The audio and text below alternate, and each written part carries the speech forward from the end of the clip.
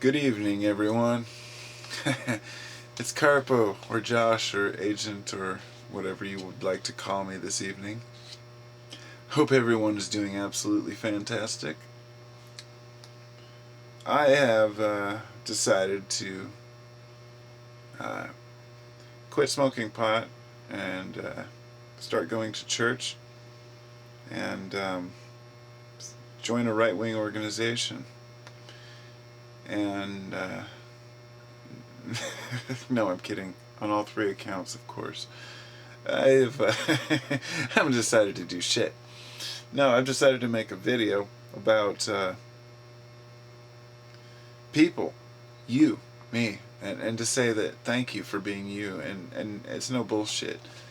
The thought I came in when I was going to make this, oh man, I love you, man, and I was thinking, if somebody came up and patted you on the shoulder and said, I love you, man, and then a drunk guy came up and said, I love you, man, you're going to have different reactions to those two different people because of their state of mind. The one person's been drinking. Makes his message a little less interesting and hold a little less weight. Everybody's heard the drunk guy say, I love you, man. And I only bring that example in is because, people are just people. I've had friends that are serious alcoholics that just drink like crazy and act like fools and pull that I love you, man shit on me. And that's fine, but it doesn't really pertain or relate to the video so much. It's just thinking about how people are in different phases of their life, and being drunk is an extreme example of a different state of mind, where you can see a person go from being, this phase to that phase. Of all the drugs, I've tried everything, and alcohol is by far the most harmful to the person's judgment that I've found. It's funny to see people how their their states of mind change, and a person may feel that way about a drunk person, saying I love you. Now, but what about the person who's really in a loving state of mind? A person who's in love, found a woman they love or something, a friend of yours, and they're like, oh, I love you, man. Now, they're under the influence of love, as a drug, so to speak. I know that sounds kind of cheesy, but if we really consider the things that people say to one another and the way that we relate to each other, so much is dependent upon our state of mind and how we feel about the world around us. Whether we feel safe, whether we feel like we're loved, whether we feel like we're being helpful to those around us or being a hindrance, whether we're working or not working, whether we feel productive or like losers. And, to remember that we're all just human, but,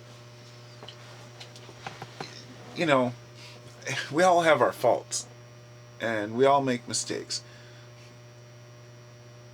Some people get very offended by those who appear to be doing well. And I don't mean offended by the fact that they're doing well as much as just when a person sees another person doing well, especially if it's a family member or a close friend, people form jealousy. This is why all religions have said jealousy is such a, and coveting and jealousy are such dangerous things and sins. It's because it's an important part of who we are, jealousy. But you cannot let it consume you. Seeing someone having something and wanting that is okay, but people tend to get completely separate themselves from the class of, let's say, rich people today. People tend to separate themselves from rich people, saying those people, as if having money determines your worth in society. The rich people are thinking the same thing of the poor, often. Now, I'm not generalizing here, I'm saying that some of them do, but there are always going to be some people who think all of some group is bad.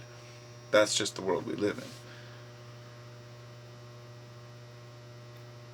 What we're basing that on often with the money issue is that people see others having things that they wish they had, and out of jealousy they create animosity, and this is why jealousy is such a harsh thing, But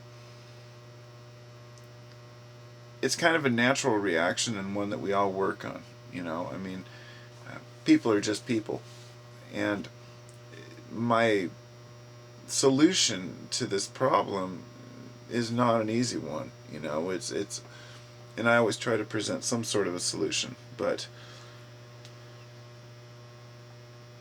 in order to get people to stop pointing fingers,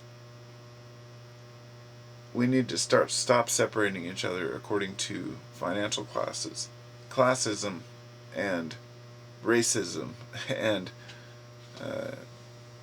well, religionism. I guess if you were separating your religion from any other religion, or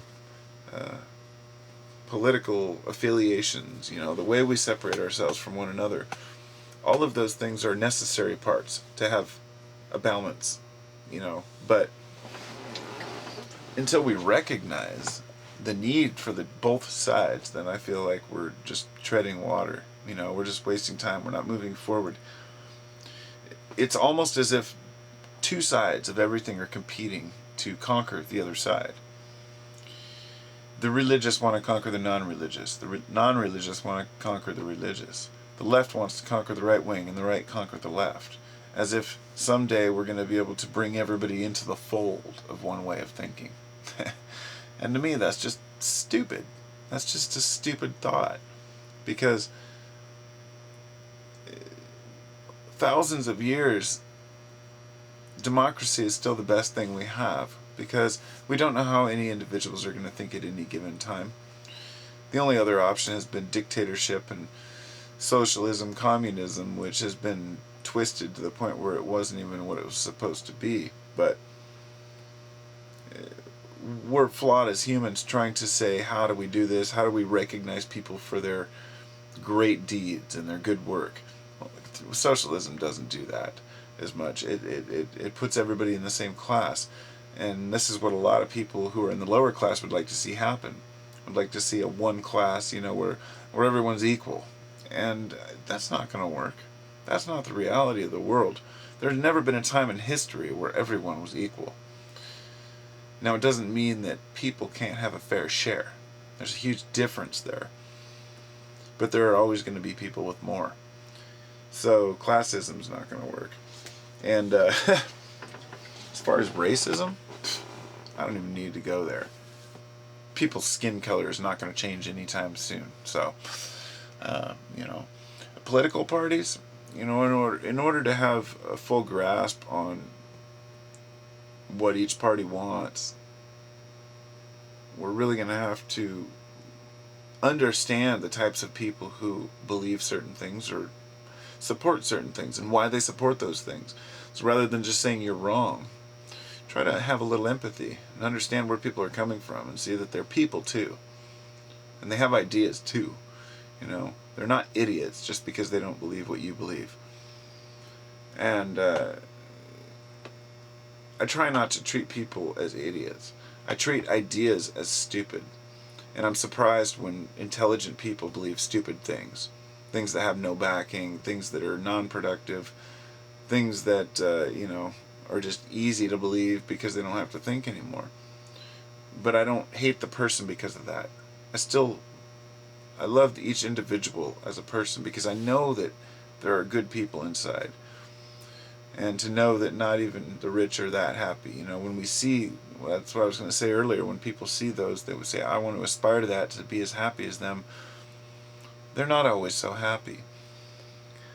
There's a lot of conflict that goes with being a wealthy person, being rich.